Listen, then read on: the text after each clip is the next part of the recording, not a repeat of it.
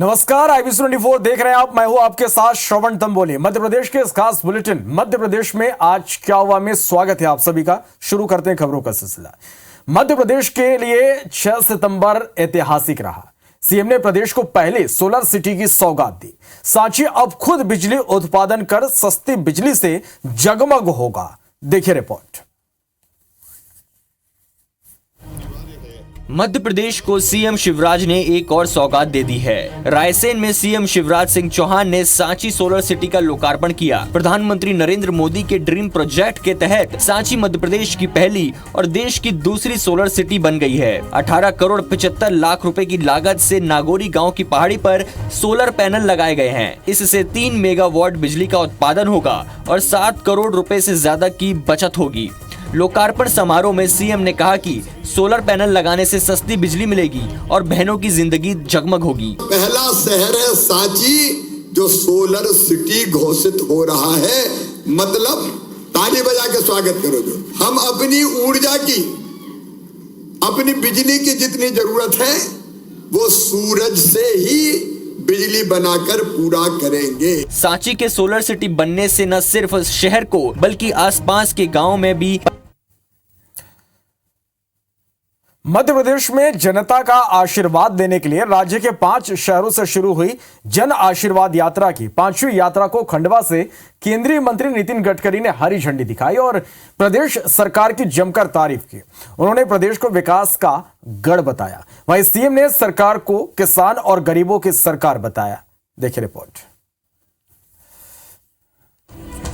BJP की जन आशीर्वाद यात्रा प्रदेश की 5 अलग अलग जगहों से शुरू होकर भोपाल में आकर खत्म होगी। 4 यात्राओं का आगाज जेपी नड्डा, राजनाथ सिंह और अमित शाह कर चुके हैं। खंडवा में 5वीं यात्रा का आगाज केंद्रीय मंत्री नितिन गडकरी ने किया। शुभारंभ कार्यक्रम को संबोधित करते हुए गडकरी ने प्रदेश सरकार की जमकर तारीफ की और कहा कि बीजेपी सरकार में राज्य विकास का गढ़ बन गया है। शिवराज जी को बहुत बहुत धन्यवाद दूंगा। कृषि क्षेत्र में 7 बार प्रथम क्रमांक अगर किसी को मिला है तो शिवराज जी के नेतृत्व में मध्य प्रदेश को मिला। सीएम शिवराज ने भी लोगों को संबोधित करते हुए उपलब्धियां गिनाई और कहा कि बीजेपी सरकार किसान गरीबों के कल्याण वाली सरकार है। अनेकों सिंचाई की योजनाएं, जावर माइक्रो उद्वहन सिंचाई योजना, विकास के जितने काम भारतीय जनता पार्टी की सरकार ने किए कभी कांग्रेस ने किए थे क्या? माना जा रहा है कि यात्रा को भारी समर्थन मिल रहा है, इसलिए बीजेपी का पूरा फोकस यात्रा पर है। लेकिन इस कवायद को आगामी चुनाव में बीजेपी कैश करा पाएगी या नहीं, ये तो समय ही बताएगा। नीमच में बीजेपी की जन आशीर्वाद यात्रा पर हुए पथराव को लेकर बयानबाजी जारी है।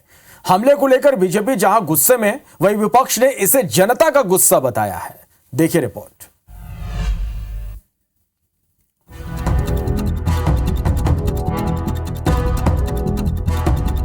नीमच की रामपुरा तहसील में जन आशीर्वाद यात्रा पर हुए पथराव को लेकर सियासी बयानबाजी चरम पर है। दरअसल रावलीकुड़ी गांव में चीता प्रोजेक्ट के लिए किए जा रहे तार फेंसिंग का ग्रामीण विरोध कर रहे हैं। ग्रामीणों का कहना है कि फेंसिंग लगाने से उनके पशु चारे के लिए जंगल में नहीं जा पा रहे हैं। भूखे मरने की नौबत है। सभी जगह गुहार लगा चुके हैं लेकिन किसी ने ध्यान नहीं दिया। जो चीता प्रोजेक्ट बन रहा है उसके अंदर चढ़ने जाती वो जाली लग रही तो इससे भूखे मरने की कंगार पे है। 20-22 हजार गायें हैं। बंद करने की तैयारी काम चल रहा है। जाली लग रही है जो हमारी गाय कहाँ जाएगी सर, चढ़ने के लिए जगह ही नहीं। जगह जगह बैनर वाले जाली लगा के रोक दिया है। कोई इसके पास जाता है तो वो अनशन धारा लगा के अंदर कर देते हैं। जाली हटा दो। हमारे धंधा ये खाली पशुपालन का, ये सिर्फ हमारे को तकलीफ ये है कि ये जाली नहीं होना। आप भी देख लो ना, घर से अगर गाय निकलेगी तो ये रोड पर ये लगी हुई है। भाई ये भेदभाव वाली बात ही नहीं, आपके सामने क्लियर नजर आ रही। जैसे यहाँ से गाय निकलेगी तो ये जाली आगे जाएगी का। यात्रा पर पथराव को लेकर बीजेपी गुस्से में है और बीजेपी के नेता कांग्रेस पर हमलावर है। बीजेपी नेताओं का कहना है कि यात्रा की लोकप्रियता से कांग्रेस घबरा गई है। कांग्रेस के गुंडों ने पेड़ों के पीछे छिपकर हमला किया। जिन्होंने ये काम किया है उनको छोड़ा नहीं जाएगा। वहीं गृह मंत्री ने कहा कि कमलनाथ दिग्विजय सिंह लोगों को उकसा रहे थे। हमलावर खेमा गुर्जर और उनके साथी कांग्रेस के लोग थे। कमलनाथ जी पहले से ही कह रहे थे पत्थरों की बात ये अनेकों संदेह पैदा करता है। जिनने इस तरह की घटना की है वो कोई भी हो, जांच के निर्देश भी हमने दिए। कमलनाथ जी पहले कह चुके थे कि यहाँ मणिपुर जैसा पथराव हो सकता है, उकसाने का काम कर रहे थे। एक में दिग्विजय सिंह जी हरियाणा के नूह का उदाहरण दे चुके थे। ये उकसाने का काम कर रहे हैं। कांग्रेसी गुंडागर्दी अपराधी प्रवृत्ति के इन लोगों ने जन आशीर्वाद यात्रा पर योजनाबद्ध तरीके से हमला किया। इसलिए ये घटना केवल आलोचना करने वाली नहीं, इसका कड़ा जवाब भी मिलेगा। बहुत ही निंदनीय घटना है। उस घटना की जैसे हमारे प्रदेश अध्यक्ष जी ने कहा है कि पूर्ण जांच होगी।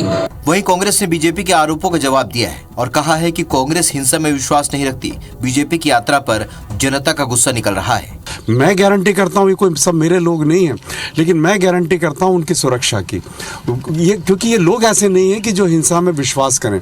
इनके साथ बैठे, इनकी समस्याओं को समझें। आज भी जो लोग सरकार से, वो सिस्टम से नाराज थे, सुनने में ऐसा आया है कि उन्होंने विरोध किया है, लेकिन कांग्रेस कभी किसी तरह की हिंसा पर विश्वास नहीं करती। जन आशीर्वाद यात्रा पर हुए हमले की आम आदमी पार्टी ने भी निंदा की है और कहा है कि ये हमला नहीं है, ये जनता का गुस्सा है। तो भारतीय जनता पार्टी भी जानती थी कि इन्होंने 20 साल में कोई काम नहीं किया।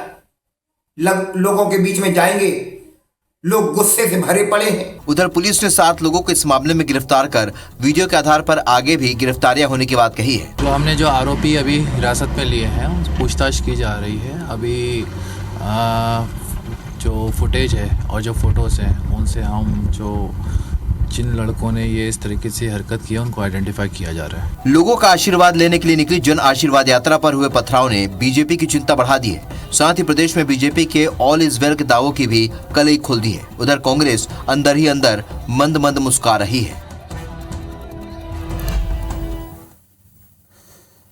मुरैना जिले में बीजेपी नेता के बेटे ने ब्राह्मण समाज की महिलाओं के खिलाफ सोशल मीडिया पर अभद्र टिप्पणी की है। अब जिसको लेकर ब्राह्मण समाज में भारी आक्रोश देखने को मिल रहा है। देखिए रिपोर्ट।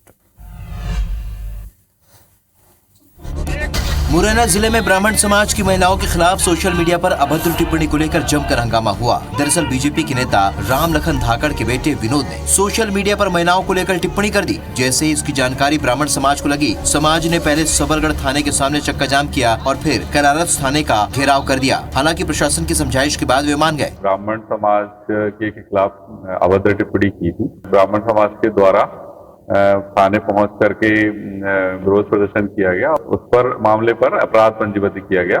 आरोपी की टिप्पणी को स्थानीय बीजेपी महिला नेता ने महिलाओं का अपमान बताया है। नारी शक्ति को अपमान किया जा रहा है और यहाँ पे पुलिस प्रशासन उसका FIR तक नहीं लिख रहा है। विनोद सिंह धाकड़ है तो बड़ा नेता, इसको बचाने के लिए प्रयास कार्य कर रहा है। इससे और ज्यादा आक्रोश है। हंगामे के बाद पुलिस ने करारस थाने में आरोपी युवक के खिलाफ IT एक्ट के तहत केस दर्ज किया है। वहीं ब्राह्मण समाज भाजपा के बड़े नेताओं के इशारे पर आरोपी को बचाने की बात कह रहा है। चुनावी साल में बीजेपी सरकार हर वर्ग को साधने की कोशिश में, लेकिन सरकार पटवारियों को अब तक नहीं साध पाई। पटवारी अपनी विभिन्न मांगों को लेकर हल्ला बोल कर रहे हैं। देखिए रिपोर्ट। मिशन 2023 में जुटी बीजेपी सरकार की पटवारियों ने मुश्किल बढ़ा दी है। दरअसल मध्य प्रदेश के पटवारी 23 अगस्त से बेमियादी हड़ताल पर हैं। पटवारियों का कहना है कि बीते 25 साल से उनके वेतन में वृद्धि नहीं की गई है। इसके साथ ही पटवारियों की दूसरी कई मांगे हैं जिन पर सरकार ने ध्यान नहीं दिया। पटवारियों ने अपनी मांगों को लेकर इंदौर में जमकर प्रदर्शन किया और लालबाग से कलेक्टर ऑफिस तक तिरंगा यात्रा निकाली। मांग है 2800 ग्रेड पे चाहिए। हमारे ग्रेड पे भी 2100 है, जिसको 2800 ग्रेड पे करवाना है हमें। उसके लिए हम निरंतर हड़ताल करते जा रहे हैं। वहीं हरदा में भी धरना प्रदर्शन के दौरान पटवारियों ने मध्य प्रदेश सरकार के खिलाफ जमकर नारेबाजी की। पटवारियों का वेतन 1998 में जो 2100 ग्रेड पे था, आज 25 साल बाद भी 2100 ग्रेड पे हम काम कर रहे हैं। मूलभूत आवश्यकताओं की लड़ाई, इसलिए हम हमारी मांगों को रख रहे हैं। पटवारी ये अच्छे से जानते हैं कि चुनाव से पहले मांगे पूरी हो गई तो ठीक है, चुनाव बीत जाने के बाद जनप्रतिनिधि 5 साल के लिए मांगों को भूल जाएंगे, इसलिए प्रदर्शन तेज कर दिया है। वहीं सरकार के लिए ये गले की फांस बन गया है। ग्वालियर का विशेष क्षेत्र विकास प्राधिकरण अपने हालातों पर आंसू बहा रहा। हालत यह है कि गठन के 32 साल में भी विकास कार्यों को रफ्तार नहीं दे पा रहा है।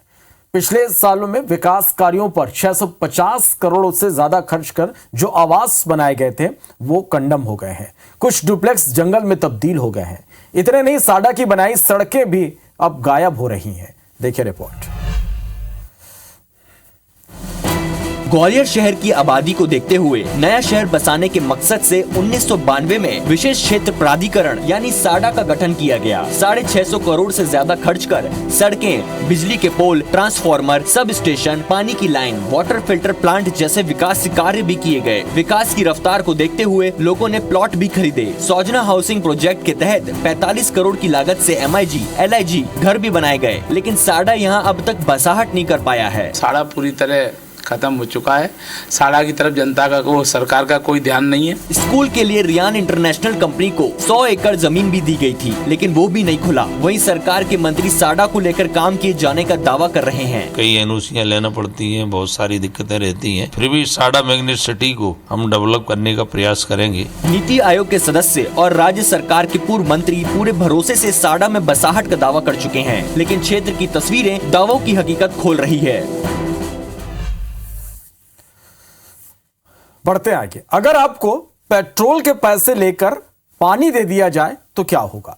जाहिर है आपको गुस्सा आएगा, और ऐसा ही हुआ गुना में, जहां पेट्रोल के साथ पानी मिलाकर वाहन चालकों को दे दिया गया। कई वाहन मालिकों की गाड़ी रास्ते में ही रुक गई, और फिर क्या हुआ देखिए रिपोर्ट में। गुना में पेट्रोल पंप संचालक की लापरवाही ने कई बाइक चालकों की परेशानी बढ़ा दी है। दरअसल शहर के पुलिस पेट्रोल पंप से कई लोगों ने पेट्रोल भरवाया, लेकिन पेट्रोल डलवाने की कुछ देर बाद बाइक चलना बंद हो गई। परेशान लोग जब मिस्त्री के पास पहुंचे तो पता चला कि पेट्रोल में मिलावट है। फिर क्या था, लोगों का गुस्सा आसमान पर पहुंच गया और कई पीड़ित पेट्रोल पंप पर पहुंच गए और जमकर हंगामा किया, और पेट्रोल पंप प्रबंधन के पेट्रोल और रिपेयरिंग का खर्चा देने के आश्वासन के बाद ही माने। क्या नाम है पेट्रोल पंप का? पेट्रोल पंप का पुलिस पेट्रोल पंप। कितने का डलवाया था आपने? 290 का इसमें डलवाया था। कहाँ आपने डलवाया था जस्ट 20-25 मिनट। यही डलवाया, यही निकाल के दे दिया। हर पेट्रोल पंप पर पेट्रोल की गुणवत्ता की जांच की व्यवस्था होती है, लेकिन प्रबंधन ने चेकिंग में लापरवाही बरती। वहीं पुलिस को शिकायत न मिलने की वजह से अभी तक कोई कार्रवाई नहीं की गई है। छिंदवाड़ा में आयोजित शिव महापुराण कथा के दूसरे दिन शिव रस की गंगा बह रही है। भक्त कथा सुन भक्ति भाव में डूबे हुए। PCC चीफ ने कथा के लिए पंडित प्रदीप मिश्रा के आने को शुभ और किसानों के चेहरे खिलाने वाला बताया। देखिए रिपोर्ट। छिंदवाड़ा शिवमय हो गया है। दरअसल PCC चीफ कमलनाथ जिले के सिमरिया में शिव महापुराण कथा करा रहे हैं और कथा का वाचन प्रसिद्ध पंडित प्रदीप मिश्रा कर रहे हैं। 5 दिवसीय कथा में भक्तों की भारी भीड़ उमड़ रही। लोग बारिश के बावजूद कथा सुनने के लिए आ रहे हैं। कथा के दौरान PCC चीफ ने पंडित जी की तारीफ करते हुए कहा कि आप बारिश लेकर आए हैं। किसानों के चेहरे की निराशा आशा में बदल गई। आप छिंदवाड़ा जिले को गोद ले लीजिए और यहाँ आते रहिए। आप छिंदवाड़ा बारिश लेके आए, आप छिंदवाड़ा को गोद ले। वहीं पंडित प्रदीप मिश्रा ने भी कमलनाथ के विकास की तारीफ की और कहा कि कथा जो दिल से कराई जाती है उसका फल हमेशा मिलता है। कथा चालू हुई, कल से पानी बंद नहीं हुआ और गजब के बोले छिंदवाड़ा वालों पूरे पंडाल खुल करके कथा पंडाल में बारिश के बावजूद श्रद्धालुओं की कतार कम नहीं हुई है। लगातार भक्त आ रहे हैं और शिव रस को आत्मसात कर रहे हैं। नरसिंहपुर में लौकीपार गांव में खुदाई के दौरान ब्रिटिश काल के चांदी के सिक्के मिले, लेकिन इन सिक्कों का फायदा घर मालिक नहीं ले पाएगा। जानकारी लगने पर प्रशासन ने सिक्के अपने कब्जे में ले लिए। आखिर क्या है पूरा मामला, देखिए इस रिपोर्ट में। नरसिंहपुर में घर खुदाई के दौरान ब्रिटिश काल के चांदी के सिक्कों से भरा घड़ा मिला है। हर कोई इसे छिपे हुए खजाने के रूप में देख रहा है। दरअसल लौकीपार गांव में ग्रामीण के पुश्तैनी घर में मंदिर के जीर्णोद्धार का काम किया जा रहा था। मजदूरों ने जब पिलर की खुदाई की तो एक घड़ा निकला जिसमें चांदी के अनगिनत सिक्के मिले। जैसे ही सिक्के निकलने की जानकारी प्रशासन को लगी, अफसर दल बल के साथ मौके पर पहुँचे और कीमती सिक्कों को कब्जे में ले लिया। पुरातत्व विभाग को इसकी सूचना भी दी गयी। हमारे घर पर कुछ सिक्के जो कि हमारे कुल देवी का मंदिर है, दिवाला है, उसके नीचे हम लोगों को मिली थी। मोहताज बात की हम बता दें आपको कि मैं उसमें उपस्थित नहीं था और वहाँ कंस्ट्रक्शन का काम चल रहा है और हम लोग दिवाले पे एक मंदिर का निर्माण कर रहे हैं। और आगे एक टीन सेट बना रहे हैं, जिसके इस प्रक्रिया के दौरान ही ये जब वहाँ की नींव खोदी गई थी वहाँ हम लोगों को मिली थी। ये पूरे चांदी के लग रहे हैं। प्रशासन का मानना है कि खुदाई के दौरान और भी घड़े निकल सकते हैं, इसलिए खुदाई को रुकवाया गया है।